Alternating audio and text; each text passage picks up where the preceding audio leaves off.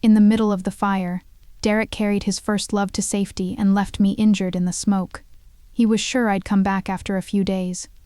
This time, I made sure there was nothing left to come back to. Welcome to Revenge Cookies. Tonight, a woman left behind in a burning building watches her boyfriend carry his first love to safety and decides she is no longer anyone's afterthought. But when the smoke clears, the real fire is the one she lights under her own life. By the time the smoke had dropped below the ceiling, Derek found Vanessa and me, then carried her away right in front of me. The fire alarm was so loud it made my ears ring. At the end of the hall, the emergency light flickered like a dying eye. Vanessa sat against the wall with one heel missing and her ankle badly swollen. A fallen metal rack had sliced open my left arm, and my sleeve was stuck to the skin. Every movement hurt. When Derek came charging through the smoke, I actually felt relieved. Derek. Vanessa called his name too. He crouched in front of her first, cupping her ankle in one hand. "Can you walk?" Vanessa sucked in a breath and shook her head, tears spilling almost immediately. "Take Tessa first." "I'm fine." She even gave him a little push. I braced myself against the wall and stood. The fire stairs were on the other side. If someone showed me the way, I could make it out. Derek looked back at me. The glance was so brief that later, I wondered if I had imagined it. "You can still walk, right?" I said nothing. He was already lifting Vanessa into his arms. "The firefighters are almost here. Tessa, you can hold out better than she can. Just wait a few minutes." "Derek." I called after him. He stopped. For 1 second. Then the door swung shut behind him, and Vanessa, with a hard bang, taking the stairwell light with it. I stood there for 2 seconds before a coughing fit folded me in half. Smoke rolled low through the hall, scraping my throat raw. I felt my way along the wall toward the other end, slipped suddenly, and slammed one knee into the floor. "Is anyone still in there?" Someone shouted from far away. I raised a hand and hit the wall. The first slap barely made a sound. The second one took everything I had. Seconds later, 2 firefighters pushed through the smoke. I was still coughing when an oxygen mask went over my face. By the time they helped me downstairs, the whole street was flashing red and blue with emergency lights. Caleb stood beyond the barricade with his shirt sleeves rolled to his elbows, talking to a security officer. The second he saw me, his face went blank. "Tessa!" He tried to come over, but a staff member stopped him. I didn't get a chance to answer. My eyes had already gone past him to another ambulance. Vanessa sat on the back bumper, wrapped in a blanket. Derek was crouched in front of her, one hand on her shoulder, asking the paramedic if there could be any lasting damage to her ankle. He wasn't looking back at the building. Caleb walked alongside my stretcher for 2 steps. The only thing he asked was, "Can you breathe?" I nodded.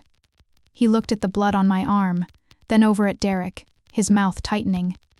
For once, he didn't make a single sarcastic comment. They kept me at the hospital for observation for 2 hours. A nurse had just finished replacing the tape on the IV in my hand when the door opened. Derek finally showed up. His white shirt was covered in ash, and his hair was a mess. The first thing out of his mouth was, "Vanessa didn't break anything." I looked at him. He paused, as if he had finally remembered the right order. "How's your arm?" "Fine." "I knew you could handle it." Relief washed over his face, as he pulled out a chair. Everything was chaos. Vanessa literally couldn't stand, and the fire department was already there. I knew they'd get to you. I looked down and turned the hospital wristband around my wrist. She just came back, and she hasn't been doing well. If I hadn't taken care of her first. "Did you go back inside after you got out?" He stopped. "What?" "After you carried her out? Did you go back to look for me?" Derek frowned. The firefighters were already inside. "Did you ask them if I'd made it out?" He didn't answer right away. A nurse passed the doorway pushing a cart, its wheels whispering over the floor. Derek rubbed a hand over his forehead. "Tessa, I was terrified too." "You're safe now. Why are you so determined to hang on to this one detail?" I looked at him for a few seconds, then reached for the keys on my bedside table. A little wooden tag from a trip we took last year was still hanging from the key ring. He'd called it childish at the time, but he'd never taken it off. I put the keys in his palm. He fumbled them, and they hit the bed rail with a sharp clink. "What's this supposed to mean?" "I'll come get my things tomorrow." He stared at me. "You're breaking up with me?" "Yes." "Over one thing that happened today?" He hadn't always been like this. Not for all 5 years. For 2 months after my parents' accident, I barely opened my front door. Every morning, he left breakfast outside without knocking. Once, at 3 in the morning, I realized my laptop charger had died. He drove an hour to bring me another one, then stood downstairs lecturing me for not taking better care of myself. So, when Vanessa first came back into his life, I didn't act like the sky was falling. Derek picked her up at the airport, and I told myself they were old friends. He canceled our anniversary dinner, and I told myself she had just gotten out of a terrible marriage. He moved our weekend trip, and I nodded again. Today, I didn't feel like nodding anymore. "Give me back the spare key to my apartment, too." Derek's jaw tightened. "You're not thinking clearly." "Maybe not. We'll talk when you calm down." "The key." He didn't move. 2 soft knocks sounded at the hospital door. Vanessa stood there leaning on a walker, holding a bouquet from the convenience store downstairs. She was so pale she looked more like the patient than I did. "Tessa, can I come in?" Derek got up immediately to help her. Vanessa shook her head. "No, I'm okay. I just wanted to tell her that I really did ask you to take her first. I didn't take the flowers." She set them on the cabinet. Her eyes flicked to the keys in Derek's hand, then away again. "Derek's been like this since high school," she said softly. "He's always felt like he has to protect me. I thought after all these years he wouldn't still." She stopped and pressed her lips together. "Sorry. This is really not the time to say that." Derek said quietly, "This isn't your fault." Vanessa's eyes reddened even more. "Are you two fighting because of me?" "No," I said. Derek looked at me. I pulled the blanket a little higher. "We broke up." Vanessa's grip tightened on the walker. "Tessa." Derek's expression darkened. "Didn't you just say I was shaken up?" I pressed the call button beside the bed. "Then I need to rest." The nurse came in a moment later. Derek stood there for a few seconds, then finally helped Vanessa out. The door didn't close all the way. I heard Vanessa whisper in the hall, "You should stay with her." Derek answered immediately, "She's just angry right now." I stared at the ceiling as my phone buzzed beside my pillow. Caleb had sent 2 messages. "I'm downstairs. Text me when they discharge you." I didn't answer. 5 minutes later, another message came in. "Not rushing you. I bought a sandwich. It's terrible, but technically edible." I laid the phone against my chest and closed my eyes. At 1 in the morning, Caleb drove me back to my apartment. One light upstairs was still on. Derek used to leave it burning, no matter how late I came home. "Don't go move your stuff alone tomorrow," Caleb said. I almost refused. 10. 9:30. 10. Deal. At 10:03 the next morning, we walked into the house Derek and I had shared for 3 years. There was an unfamiliar silver suitcase in the entryway. Beside the shoe cabinet sat the flats Vanessa had been wearing the night before. I hadn't even taped up my first box, and she had already moved in. I stared at the silver suitcase for 2 seconds. Caleb saw it too. He was holding a stack of flattened boxes. He looked like he might say something, but in the end he only handed me the top one. "Where's the tape?" "Second drawer in the kitchen." We had barely opened the first box when footsteps came down the stairs. Vanessa appeared in an oversized gray sweatshirt, her hair tied back casually, and a brace still wrapped around her ankle.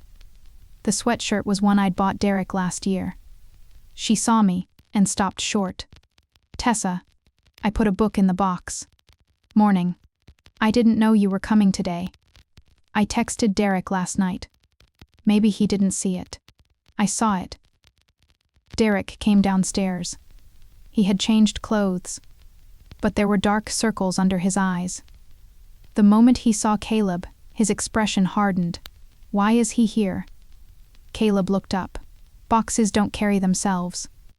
"I was asking Tessa." "Then you should probably look at Tessa." I tossed a roll of packing tape at Caleb. "Go to the kitchen." "Yes, ma'am." He moved fast, even giving Vanessa a polite nod as he passed. Derek lowered his voice. "You broke up with me 1 day ago." "So? So you bring Caleb Foster into our house." I looked at him. "Our house?" The corner of his mouth tightened.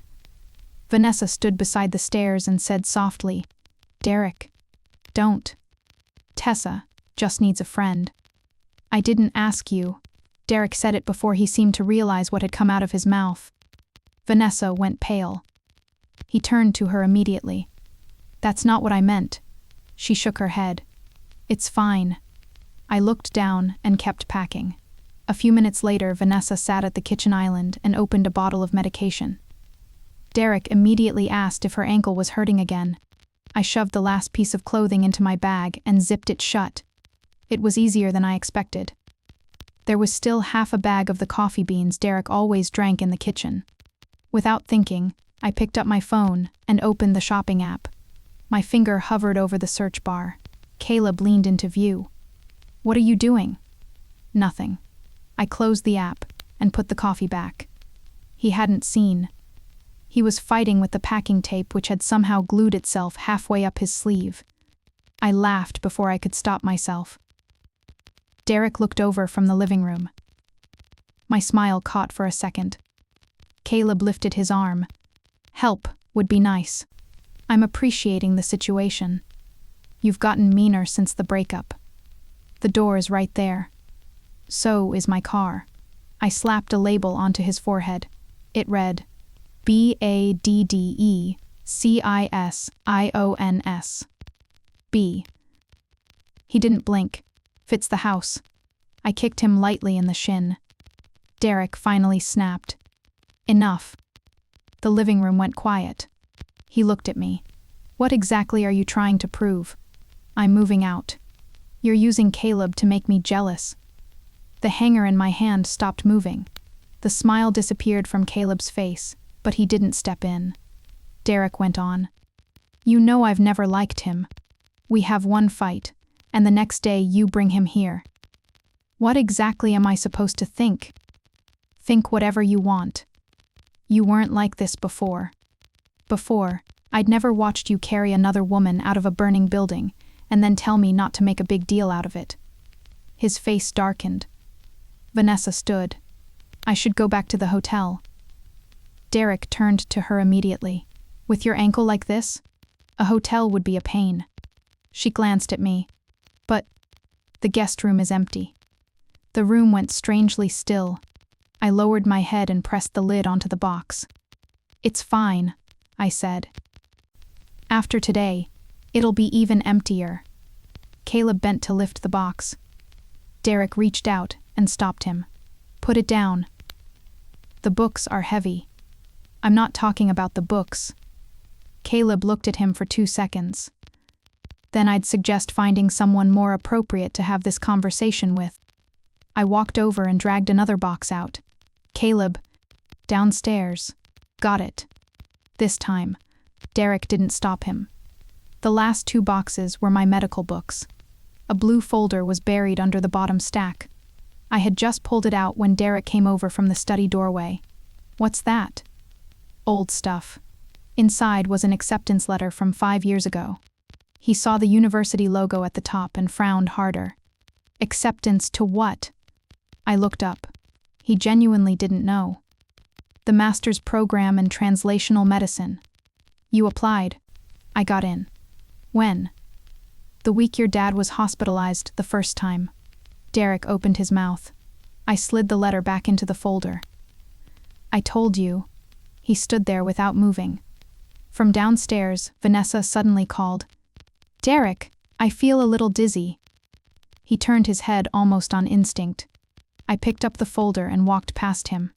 Caleb was already waiting at the stairs. When we loaded the last 2 boxes into the car, he didn't mention the acceptance letter. Only after I got into the passenger seat did I ask, "Did you already know?" "A little." "Who told you?" "Your mom mentioned at my grandmother's house that you were planning to go out of state for school." "That was a long time ago." "Yeah." "Why did you never bring it up?" Caleb buckled his seatbelt. "You'd already decided to stay. If I'd said anything, it would have sounded like I was just waiting to watch Derek screw up." I turned toward him. "Weren't you?" "I was." I laughed softly. "At least you're honest." That night was Luke's birthday. Jenna had reminded me a week in advance that I absolutely had to come. I almost canceled, but in the end, I changed clothes and went anyway. The door to the private dining room wasn't fully closed. Just before I reached it, I heard someone inside laughing. "I give it 3 days." "Too short." "I say a week." "Derek, what about you?" My feet stopped. Derek's voice came from inside. 3 days is generous." Someone whistled. "You're that sure?" "We've had worse fights than this," he said. "She always comes back first. Tessa isn't the kind of person who just walks away." "What about the fire?" "I already explained it. Vanessa couldn't walk. Tessa could. The firefighters were downstairs. I made the most reasonable choice." Another man laughed. "Caleb helped her move today." The room went quiet for half a second. Derek gave a cold laugh. "She's using him to get under my skin. She knows I can't stand the guy." "You're really not worried she's done with you?" "She doesn't have much family," Derek said. "She's not going to throw away 5 years.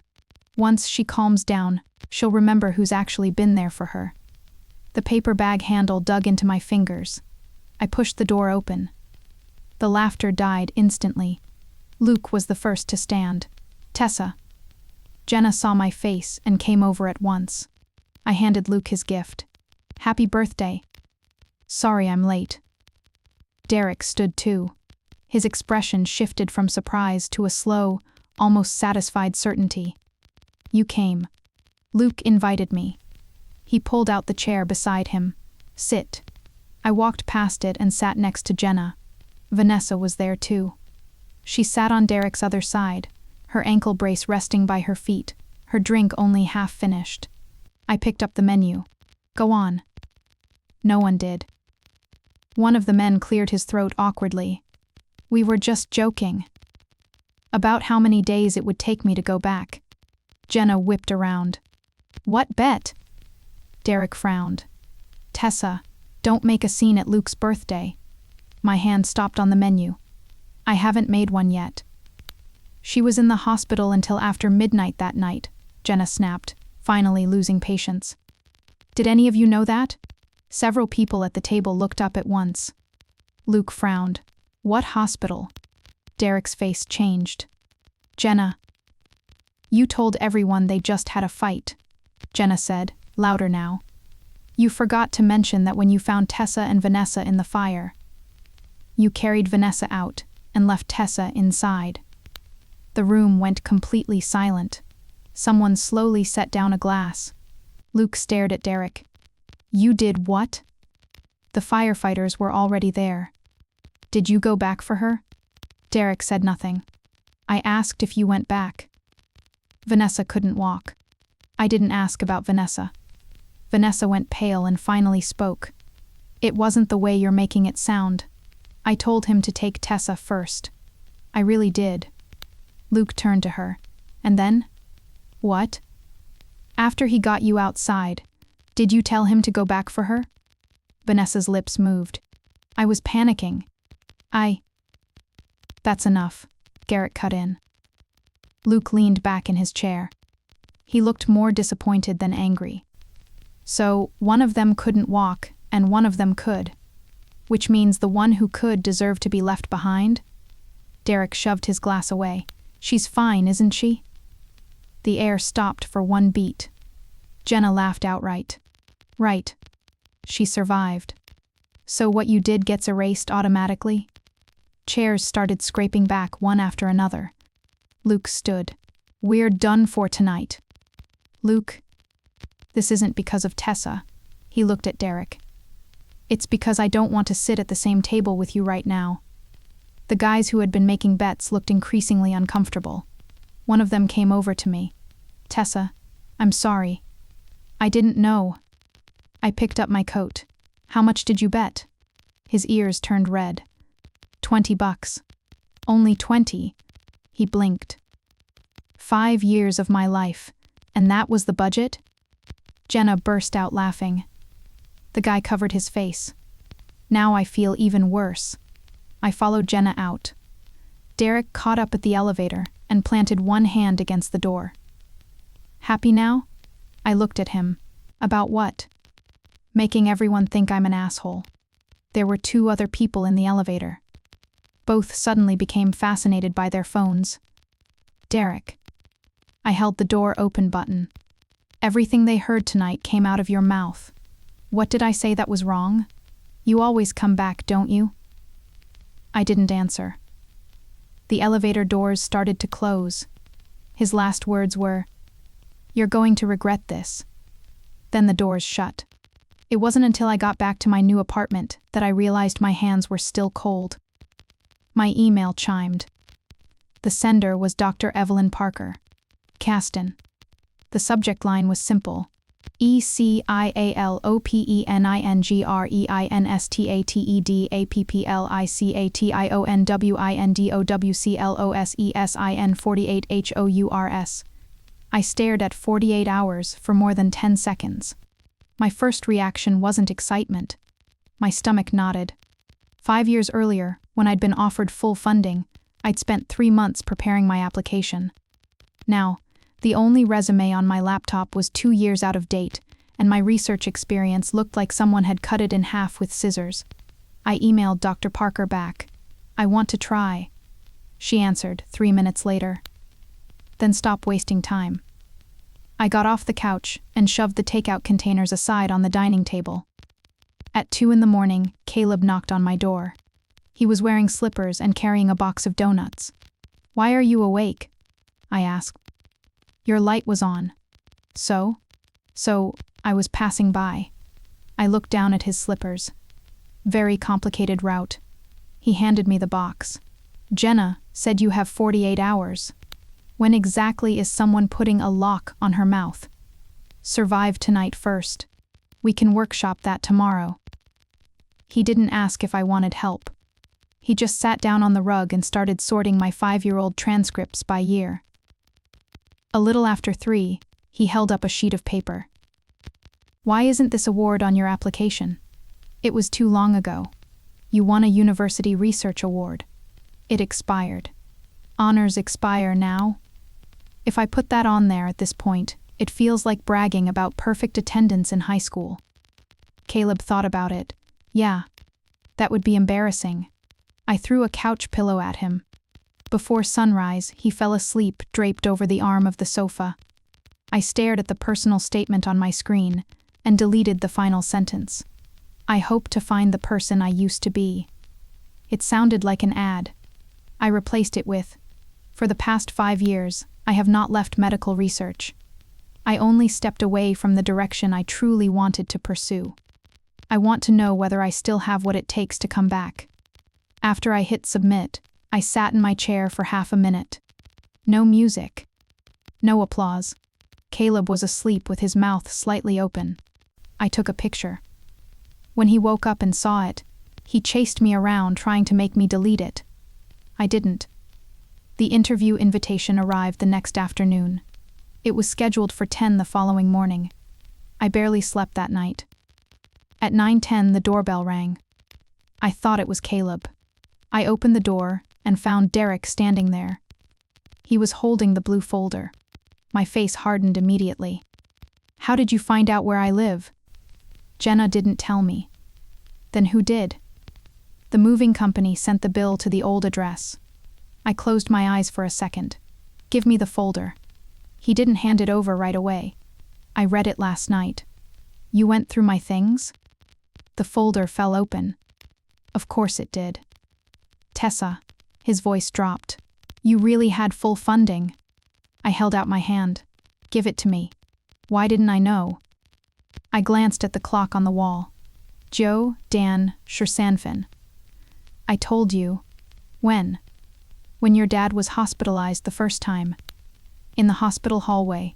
You had coffee in your hand, and I told you I'd been accepted to a program out of state. Derek stood perfectly still. I went on. You said we'd talk about it when the company was more stable. His expression slowly changed. And then the company never got stable, and you never asked again. He finally handed me the folder. His fingers were cold. Why didn't you remind me? I almost laughed. Derek. I was your girlfriend. I wasn't a task on your to-do list. The second the words came out, even I was caught off guard. I didn't want to keep talking. I have an interview. He looked up. Today? In 20 minutes. I'll drive you. No. It's raining. I ordered a car. He was about to say something else when his phone rang. I saw the name on the screen. Vanessa. Derek didn't answer. It stopped, then rang again. On the third call, he finally picked up. What happened? I couldn't hear what she said. His brows pulled together immediately. Where are you? I lowered my eyes and slid the folder into my bag. Don't move. I'm coming. He hung up and looked at me. Tessa. She had a panic attack while she was driving. She pulled over on the side of the road. Okay. I fastened my bag. Go. He stared at me. Don't you have an interview? I'll get there. I was going to drive you. Now you don't have to.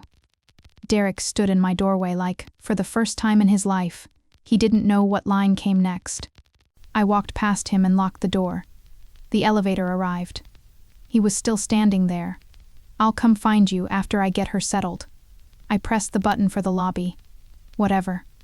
The doors closed. The interview went worse than I had imagined. The first professor asked about recent work in the field. Halfway through my answer, I realized the data I was citing was 2 years old. The second asked about a statistical model, and my mind went blank for 3 full seconds before I admitted I needed to double-check it.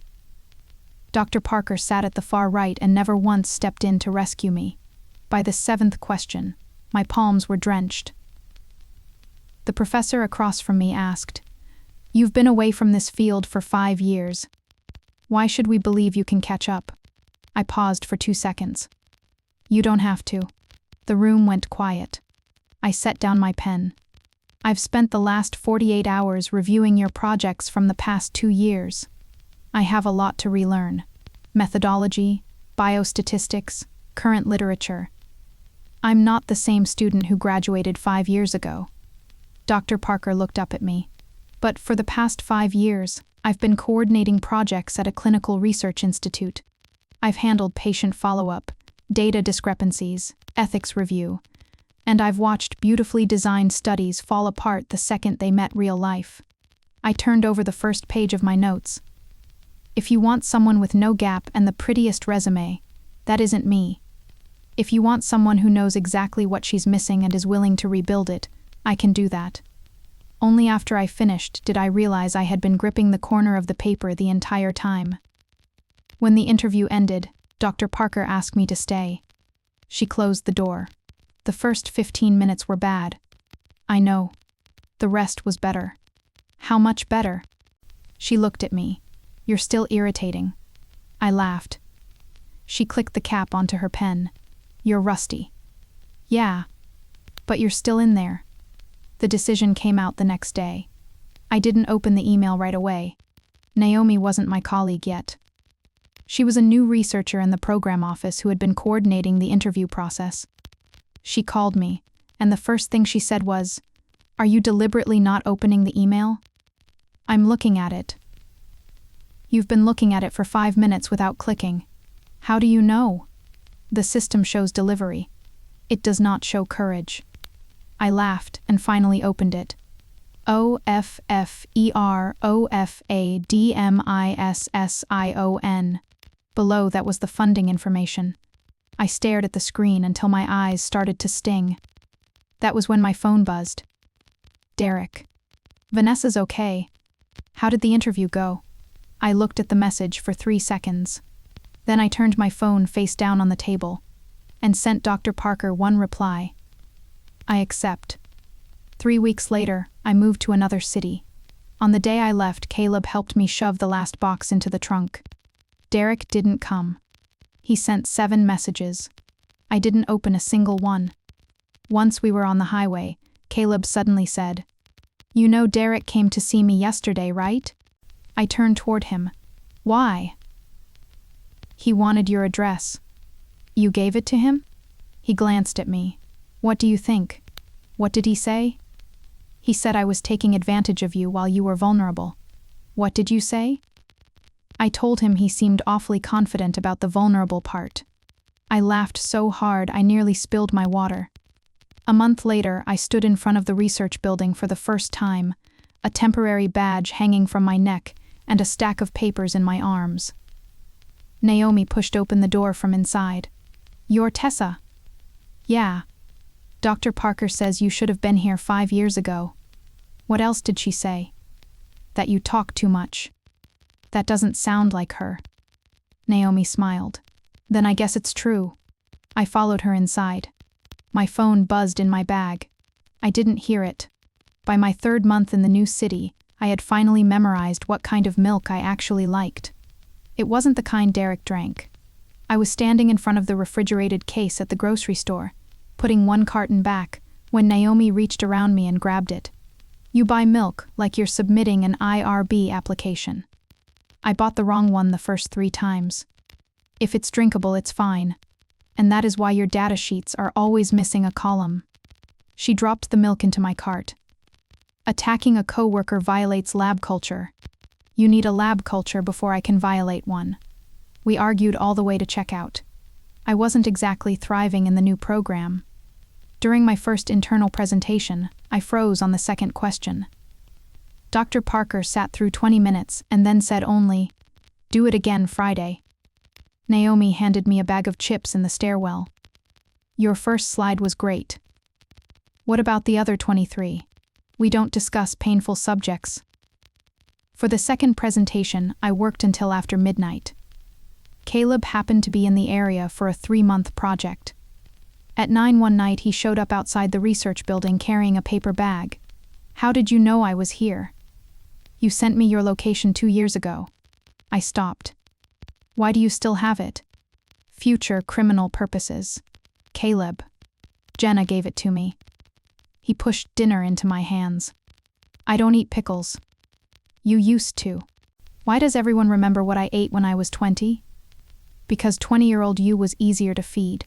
I pulled the pickles out and shoved them into his mouth. After the second presentation, Dr. Parker said exactly one thing. "That looked like you." I walked out of the conference room holding my laptop and stood in the hallway for more than 10 seconds. Naomi came charging out and hugged me so hard she almost knocked over my water. That night, we went out for pizza. Caleb came too. My phone buzzed several times in my bag. I ignored it. When I got home, I found 4 missed calls. All from Derek. And 1 message. "I heard you really left." A second came in right after it. "At least tell me where you are." Then a third. "I just want to know you're safe." I stared at the word safe for a while, then muted his number. The next day, Jenna called and told me Derek and Luke had completely fallen out. Derek had also gone to see Caleb. "For your address." "And?" "Caleb didn't give it to him." "I know." There was a 2-second pause on the line. "How do you know?" "He's annoying, but not that annoying." When Caleb found out what I'd said, he was deeply offended. "That rating feels low." "What do you want? A certificate?" "At least dinner." "Buy your own." Life moved faster than I expected. Then the University Foundation held its annual charity gala.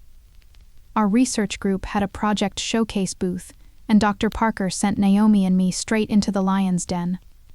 "I'm bad at talking to rich people," I said. "Learn." "Is that part of the graduate curriculum?" "Tonight it is." Naomi was delighted. The gala was held in a renovated old theater, with a high domed ceiling and warm light spilling over gold trim. It looked nothing like the gala where the fire had happened 3 months earlier. My body slowed anyway when I stepped inside. Naomi noticed. "Want to go back out?" "No." She didn't ask why. She only straightened my name badge. "Then let's go in and hustle rich people. It's called fundraising. Civilized hustling." I laughed and followed her inside. Caleb was there too. His project company was one of the sponsors. He was dressed more formally than usual, but the first thing he said when he saw me was, "Your badge is crooked." Naomi just fixed it. Her work is inconsistent. Naomi appeared over my shoulder. I heard that. Caleb didn't look sorry. Good. Dr. Parker took me around to meet several donors. Her entire introduction was, "This is Tessa Morgan. I tried to drag her into my program 5 years ago." She finally decided to show up. I was about to object when I heard a familiar voice behind me. "So, it's true." I turned around. Derek stood a few steps away. Vanessa had her arm through his. My first reaction wasn't pain. It was, "The world is ridiculously small." Beside me, Caleb murmured, "Of course." "What?" "The universe hates a quiet evening." I almost laughed. Derek came closer. His eyes went first to Caleb, then to the research badge on my chest. "You really came back to this?" "Yeah. Dr. Parker just said that 5 years ago." "Derek." Vanessa gave his arm a small tug. "This isn't the time." She looked good.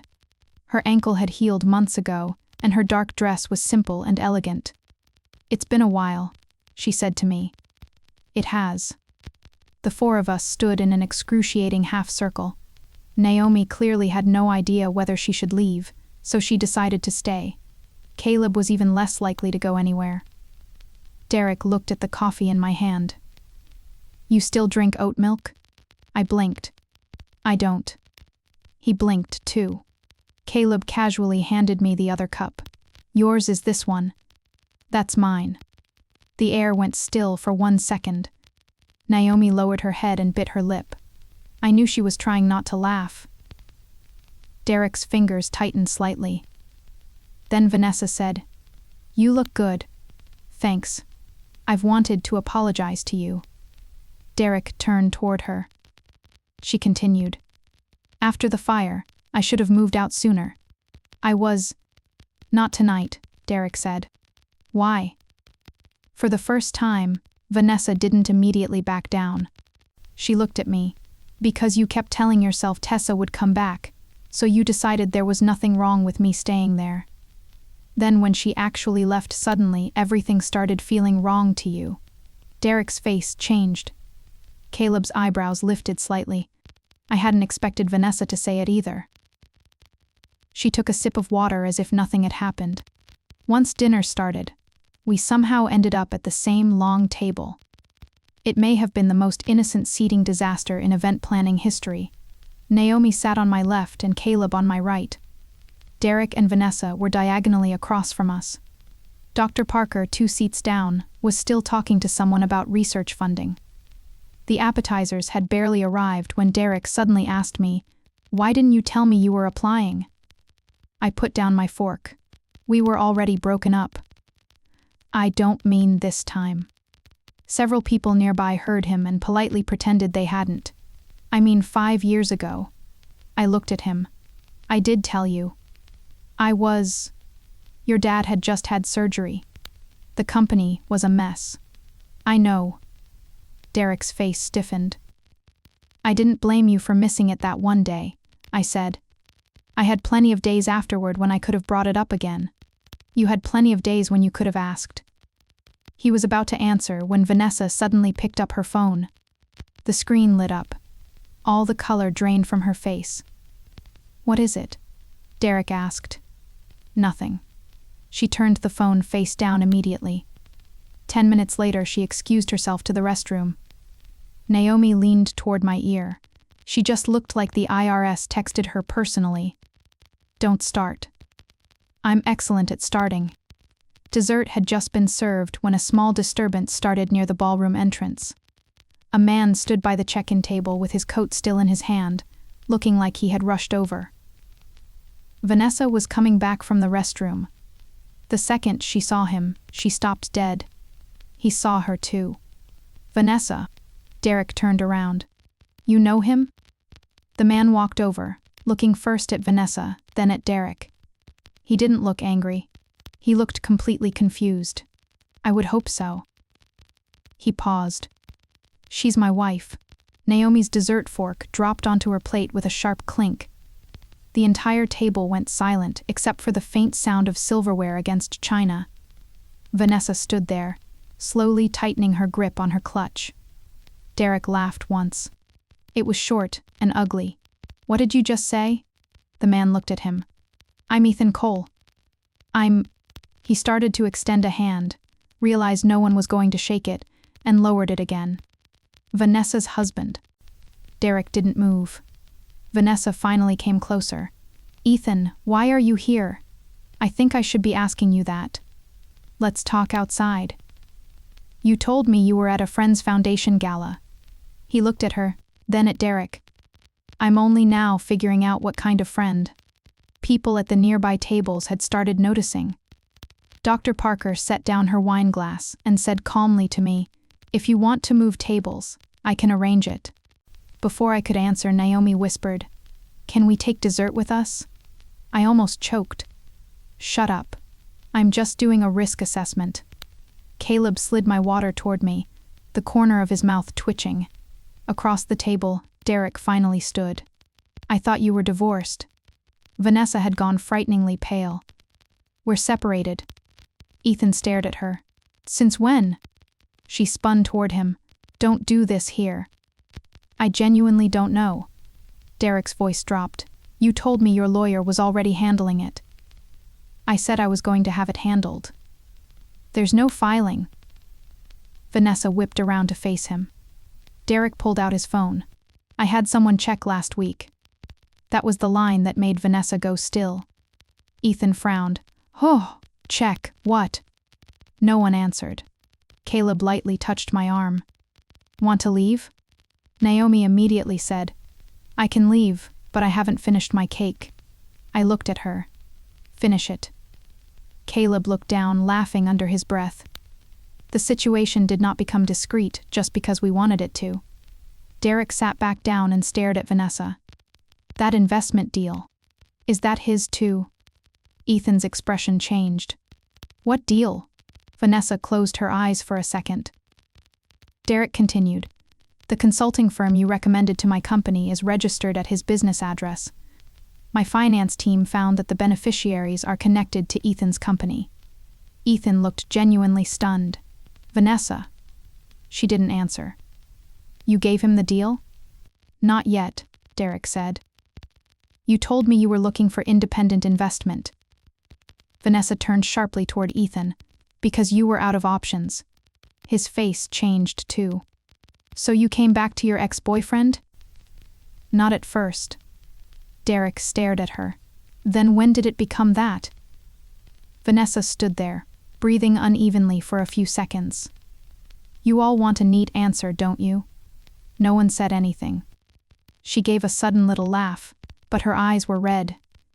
"I really did love you when I was 17, Derek." His jaw tightened. "Then I left. I got married. My life turned into a mess. When I came back, I only wanted to see you." Ethan stared at her. Vanessa didn't look at him. "Then I realized, you still remembered what kind of tea I liked. You remembered what color I wore to prom. You remembered which ankle I'd injured." Her voice grew rougher. No one had remembered me like that in a long time. The veins on the back of Derek's hand slowly stood out. "So you used me. Eventually." "When was eventually?" Vanessa finally looked up at him.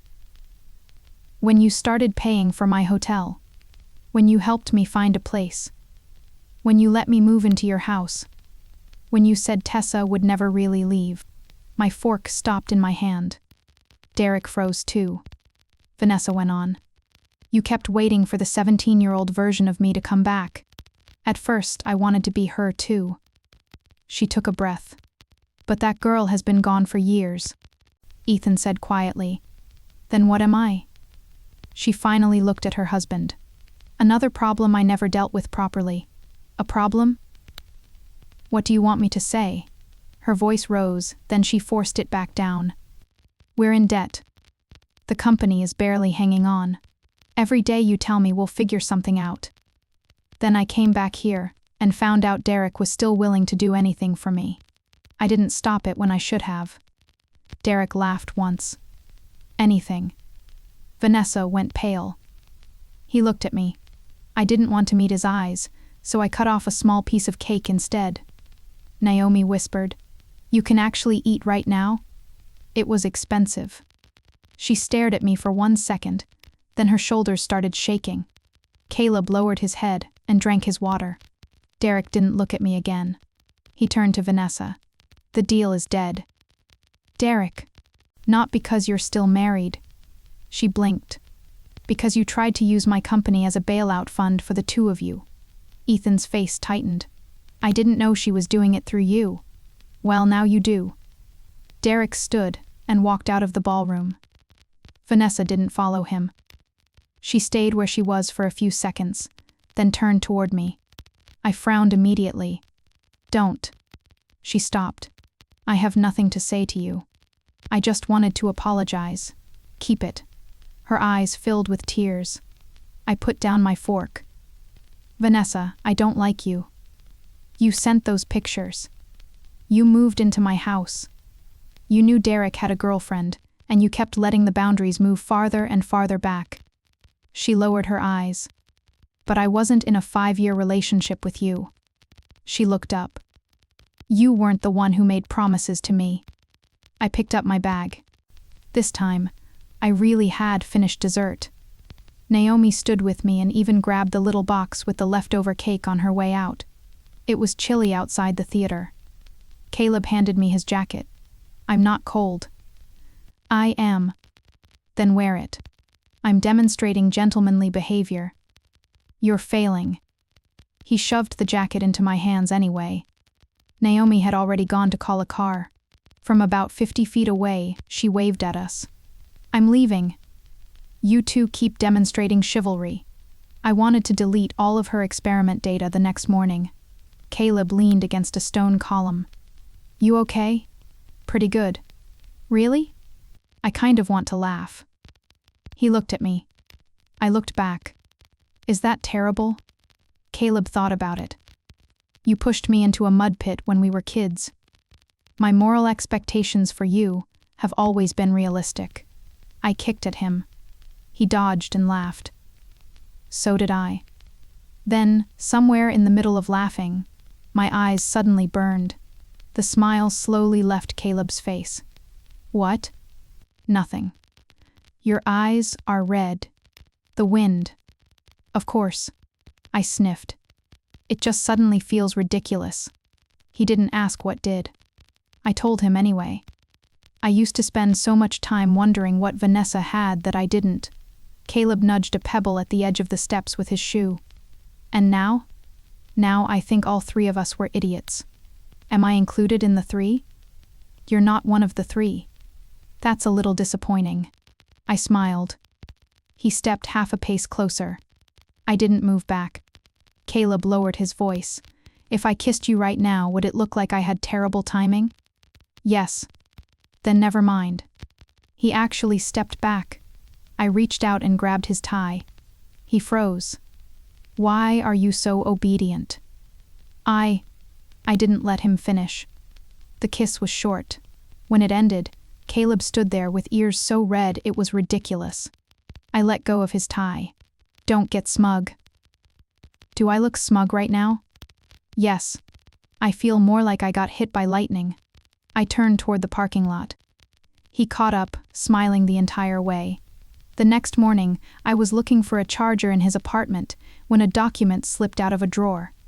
Caleb came out of the kitchen, saw the paper in my hand, and his expression changed instantly. It was a promotion letter. The new position was back in our old city. The response field said, DEC The date was 3 days earlier. I looked up at him. You turned it down? The coffee cup in Caleb's hand stopped halfway to his mouth. Tessa, because of me? He didn't answer. I put the letter on the table. The sweetness of last night hadn't even faded, and already my chest felt heavy. Caleb, why didn't you tell me? I want to stay here.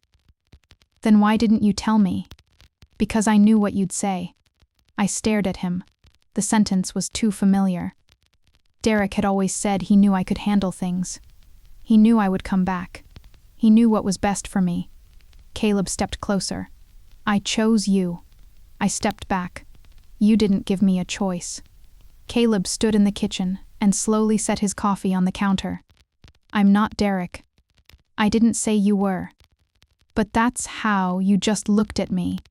I drew in a breath. Then why did you do the same thing? How is it the same? You made the decision for me. He frowned. This is my job. Yes. It's your job. If you want to turn it down, you can. But don't talk to me about us while making decisions that affect us without me. Then tell yourself it's romantic. Caleb went quiet. I knew he had a point, too. The promotion was his. But over the past few months, we had become more than childhood friends. Last night definitely had been more than that. I didn't want my next relationship to begin with someone saying, I already decided for you. Caleb leaned against the kitchen island. It took him a long time to answer. I didn't think you'd stop me. Then what was it? I was afraid you'd tell me to go. I froze. He gave a strained little smile. See? Not exactly impressive. So you rejected it first. I've been here 3 months. For the first time when my day ends. There's somewhere I actually want to go. I didn't say anything. Then the company told me to come back. I looked at the email, and my first thought was that I didn't want to leave. You still should have told me. I know. You know now. Yes. He admitted it so quickly that I ran out of words. The kitchen stayed quiet for more than 10 seconds. Caleb picked up the promotion letter. I'm calling them today. For what? To ask if they'll reconsider. I frowned. But didn't you turn it down because of me? I'm not trying to prove anything. He cut me off. I just realized you're right. If I stay, that should be my decision. If I go back, that should be my decision too. I shouldn't shut every door just because I'm scared I'll lose you. This time, I was the one who went quiet. He picked up his jacket. I'm going. Caleb. He turned. I wanted to tell him the kiss last night hadn't been a mistake. The words reached my mouth and suddenly sounded too much like a TV show. So, I said, your coffee. He looked down at the cup he had left on the counter. Wah. Oh. He came back for it. I couldn't help smiling. He smiled too. Talk later? Later. The company ended up giving Caleb a second chance.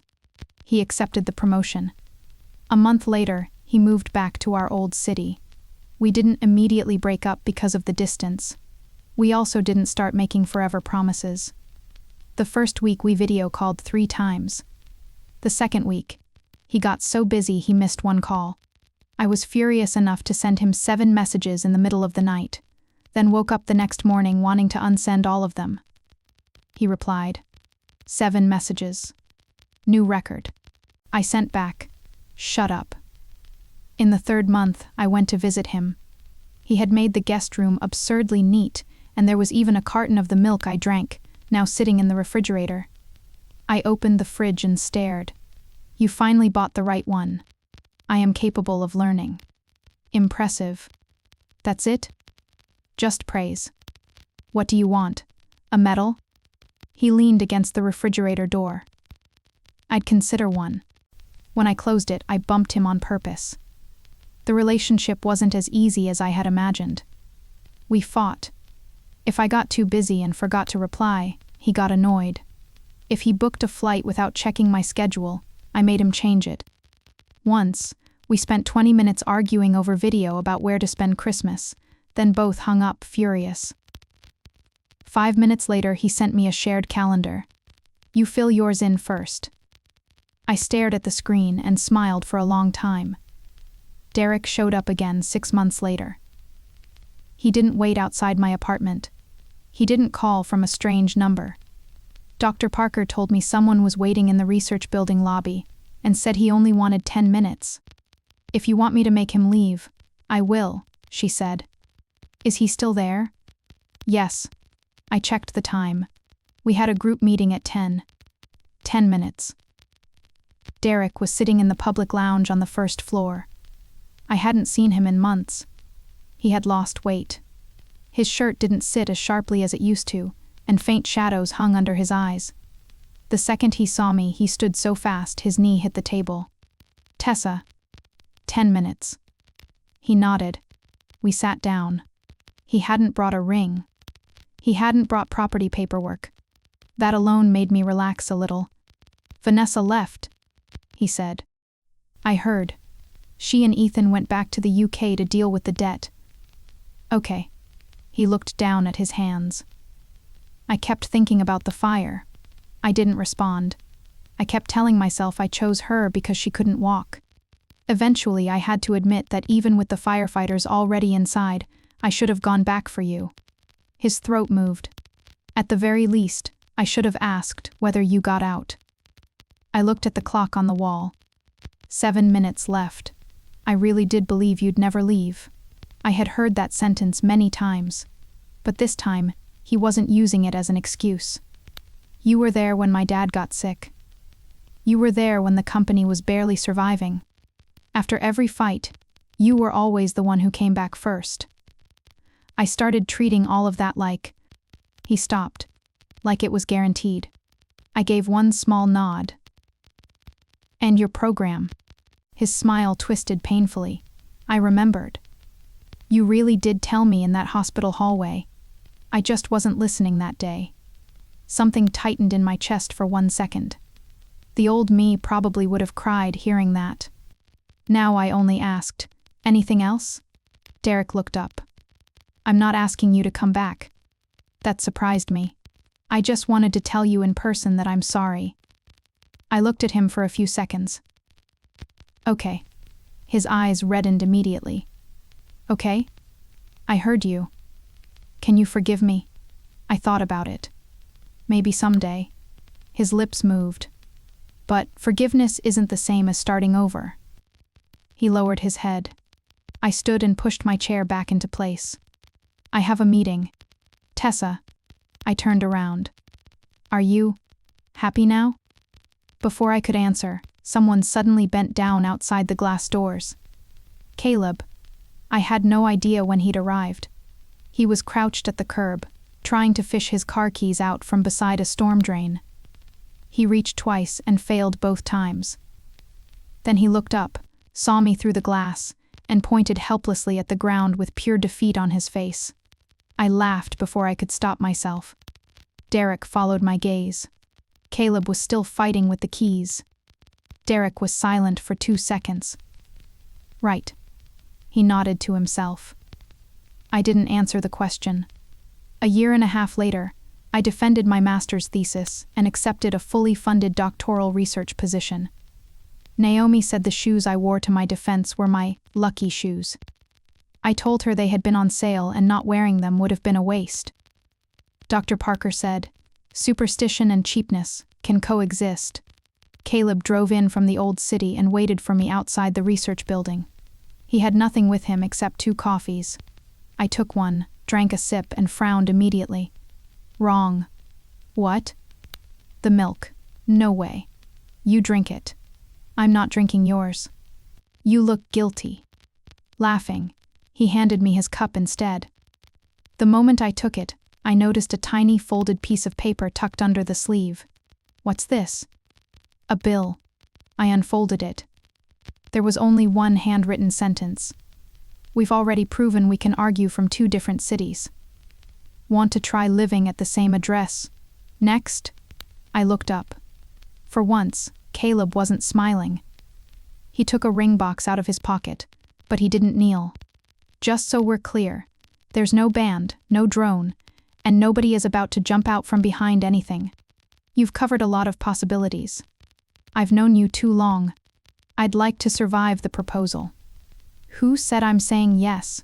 His composure cracked just a little. I made him wait a few seconds on purpose. "You're enjoying this, aren't you?" "A little." "Cruel." I pushed the coffee back into his hand.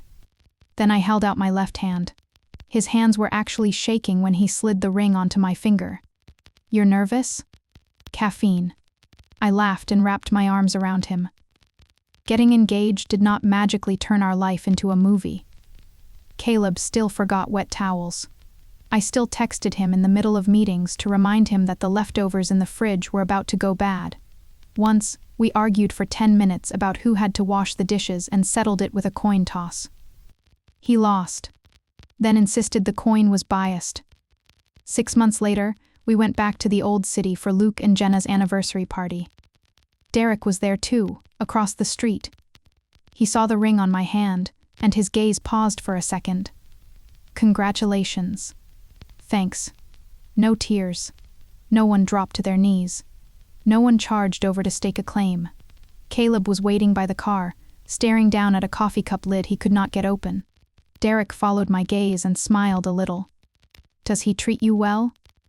I thought about how Caleb had turned a white shirt pale pink in the laundry the week before, and called it a design choice. "Sometimes." Derek laughed too. "You look good." "I am good." He nodded and stepped aside. "Go." I walked past him.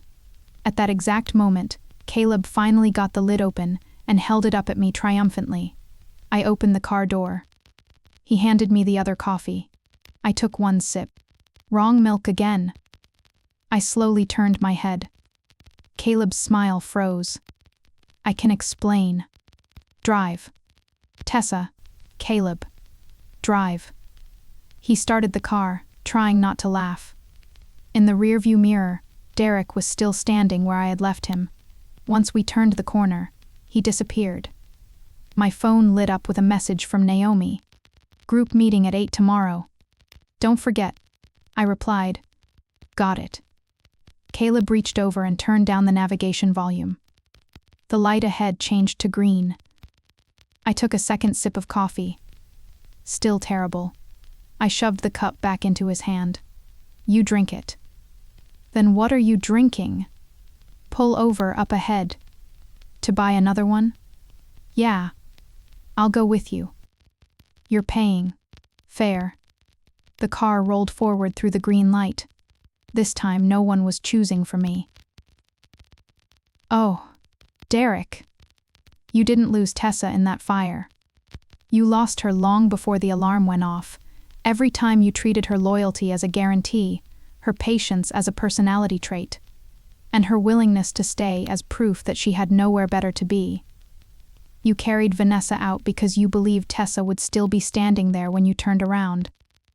That isn't love, darling. That's convenience wearing a hero costume. And the 3-day bet. How exquisitely revealing. Not a rescue plan. Not a moment of panic. Just a group of men pricing a woman's return like a stock they had already shorted. You didn't know Tessa. You knew the version of her that always came back. You mistook her devotion for geography, as if she were a country you could leave and re-enter whenever your conscience needed a visa. Then there's Vanessa. She came back, not as a first love, but as a debt collector with soft eyes and a rehearsed apology. She weaponized your nostalgia, fed on your need to be needed, and moved into the house like an unpaid invoice. But perhaps the cruelest thing she did was tell the truth at the end. She was never the 17-year-old you remembered, and you were never the boy she left behind. You were both rifling through old photographs, trying to resurrect a time when you still believed you were good people. But this story was never really about Derek or Vanessa. It was about Tessa. She didn't set the building on fire. She didn't key a car or post screenshots. She simply stopped running back. She stopped explaining herself to men who had already decided she would forgive them. She stopped making 5 years of silence look like loyalty. She opened her acceptance letter, applied at 3 in the morning, and chose a future that had never once required her to beg for air. The most dangerous thing a woman can do is stop being predictable. Derek didn't lose Tessa when she moved out. He lost her the moment she said, "I already went back," and meant it in a way he would never understand. She went into her own life, pulled her own ambition out of the drawer where his priorities had buried it, and built something that did not include a single man's permission. So to the women listening tonight, you are not anyone's fallback plan. You are not a country someone can visit between crises. You are not obligated to be the one who gives up the master's program, the rooftop, the dream, or the last word just to keep a man comfortable. Let him carry whoever he wants. Let him bet on your return. Let him stand outside your old life and call it devotion.